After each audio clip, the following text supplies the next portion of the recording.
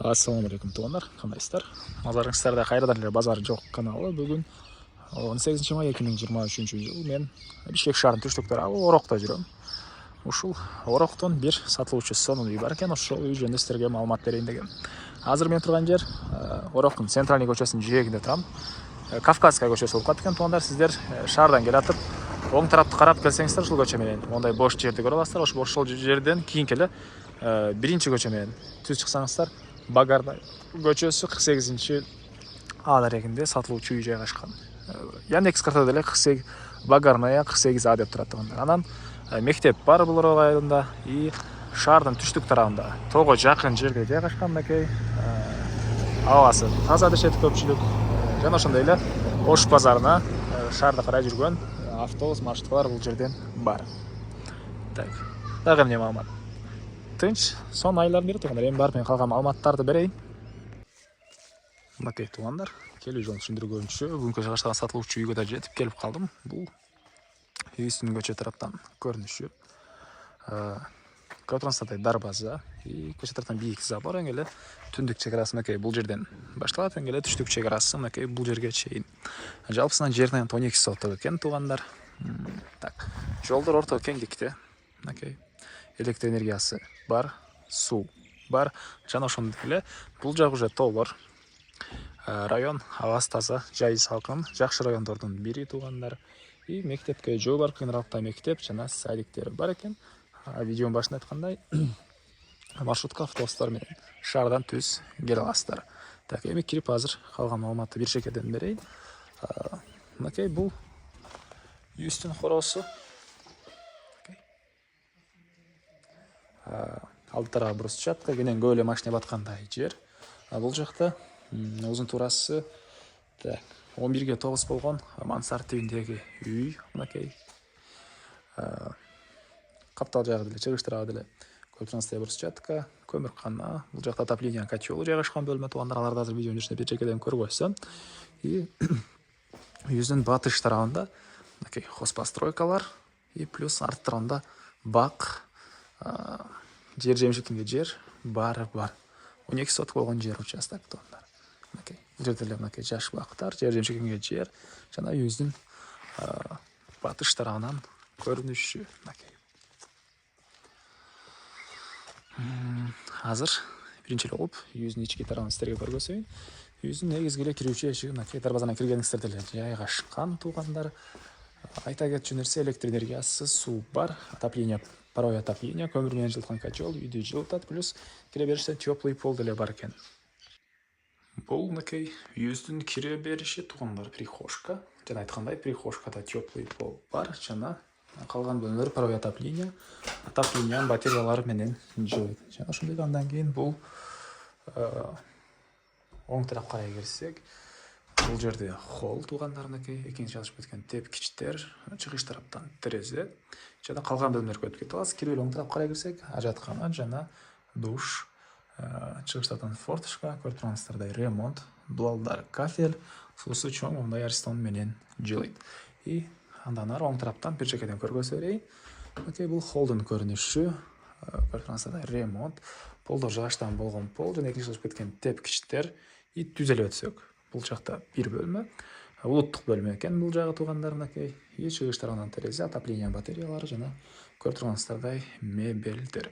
Мебелдер боюнча айтсак, кээ бир мебелдер калат жана кээ бир мебелдерди алып кетем дейт үй ээси. И эшиктер деле мага жакшы көрүнүп атат. Негизинен келсеңиздер өзүңүздөр деле байкап көрсөңүздөр, жакшы эшиктердей көрүнөт. Андан ары бул жакта зал. Мынакей туугандар. Пол жыгачтан болгон пол, батыш тараптан катарынан терезелер.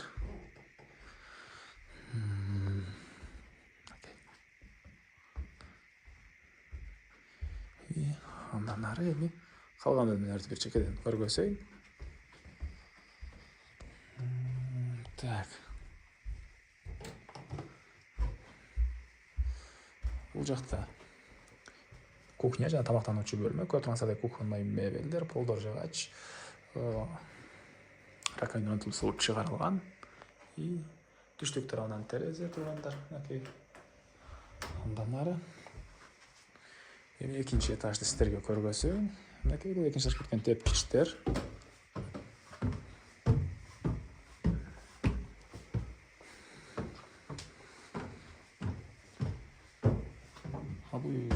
4 этажы.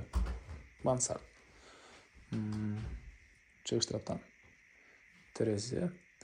Мансард десе эле туугандар ондай эмес, жапыз эмес, бийик экен, 2 этажы деле. Мынакей. Бул жакта бир спальня бөлмө.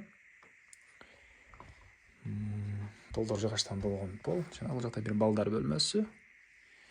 И дагы бир балдар бөлмөсү бар экен бул жакта туугандар, мынакей. Толдор жыгачтан болгон пол. Так.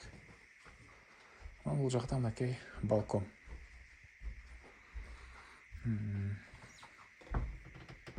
Ошондой короосу мынакей. Кайсы терезеден спальня бөлмөнүн терезесине көргөзөйүн.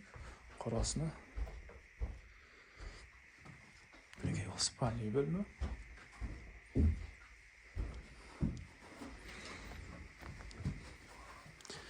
Мынакей бул жакта хозпостройкалар и үйдүн тыштагындагы ажаткана. Бактар мынакей туугандар бул жерде эле. Эң эле батыш чек арасы бул теректерге чейин болуп калат экен, могу теректерге чейин туугандар. Видео жүрүшүндө ал жактарда бир чекеден көргөзөм. Чек-аралар мынакей моунан мындайынан кетет. Бул жагы буяктан эми түшүп калган маалыматты бир чекеден берейин. Мен кале сатылуучу үйдүн короосундамын туугандар. Бул жакта отопление котел жайгашкан бөлмө. Бул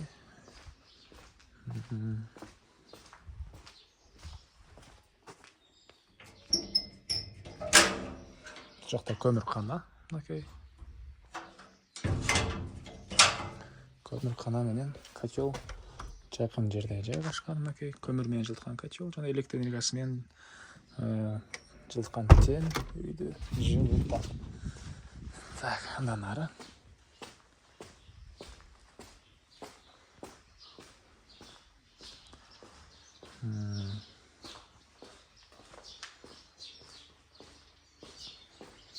Бул жакта жер жемшекенге жер.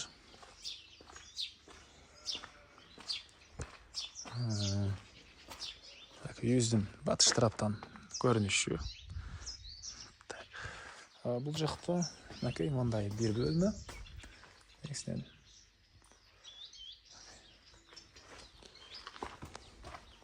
И очоккана.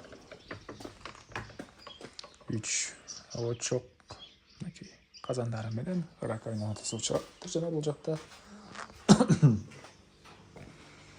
эт тураганга, ушундай продукты кылганга мындай склад же бөлмөсү менен бар экен.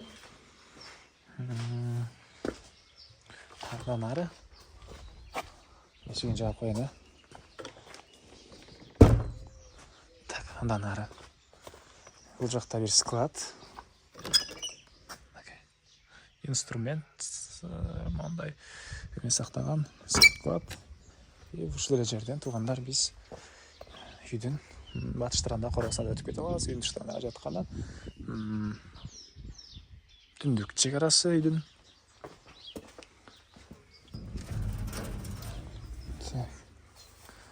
Бул батыш тарабы. Бактар жер жемшек сеңиздер деле болот экен бул жагында. Буга чейин үй ээси деле өзү жер жемиш эгип колдонгон туугандар. Азыркы черешня жана башка көптөгөн түрлүү бактар эң эле батыш чек арасындагы бул теректерден болуп калат. Аркы теректерден. Бул үйдүн баасы $80,000 сүйлөшүү болот. Ээсинин номери экранда ээси деп жазылып турат. Туугандар сону окуп сүйлөшүп көрүңүздөр, сүйлөшүү болот. Анан достор менен, группалар менен бул видеону бөлүшсөңүздөр, мага бул ээсине чоң жардам берген болосуздар. Анда эмес менен коштошом. Кийинки чыгышка чейин туугандар саламатта калыңыздар.